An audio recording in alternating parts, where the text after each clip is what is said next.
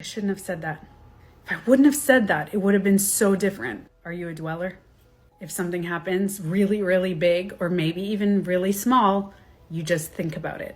Not just like a couple hours later, days, weeks even. Sometimes you're thinking about things that happened years ago. Now, some people are constant ruminators. Some people just ruminate when times are tough. Did you know that abundance is on the other side of dwelling? And did you know that dwelling is associated with anxiety and depression? And if you do dwell on things, do you know that there's a way to reprogram your mind to make your brain stop doing that? No part 2, guys, because this is really important and I'm going to tell you everything in one video. So pay attention. Number 1, when something happens, whether it's big or small, you need to set time to think about it, even write about it. And some people say, no, I don't want to write it and make it real. No matter what, you either store it in your subconscious or on paper, inside your body or out. Now pay attention to all the feelings that are coming up physically in your body and the emotions. Write those down. Let it out. Now, the second thing is I want you to imagine the worst case scenario. Now, you're not going to manifest this in your life because you're not keeping it in your subconscious. You're letting it out. So just imagine what could happen. Now, how would you deal with that worst case scenario? How would you handle it? And the third thing, you have to identify your triggers, which is not an easy task.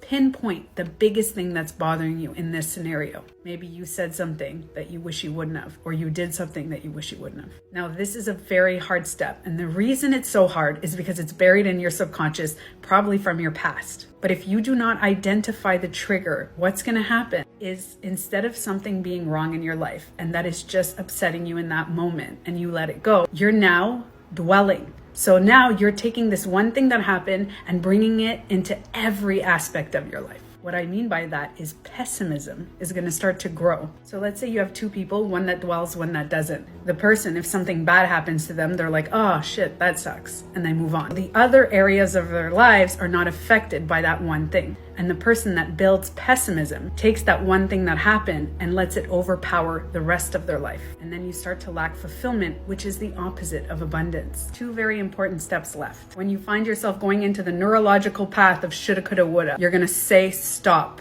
and change. And the change is in the direction of gratitude. In that moment, you're going to go into your brain and try to find 2 things that specific day that made you grateful. So think about it. Every moment that you go into dwelling, you're switching your brain to go to gratitude. But it has to be in the last few hours. So now you have to dig deep into your brain and say, what am I grateful for? The last step is mindfulness. When you notice yourself ruminating, use your senses to their full potential. Go outside, smell the air, hear, listen to the sounds, come back to the present moment. Now, it's not going to happen overnight, but neuroplasticity is real, which means that you can train your brain to live in the present moment, which can alleviate depression, anxiety, and bring in abundance. Be patient with yourself.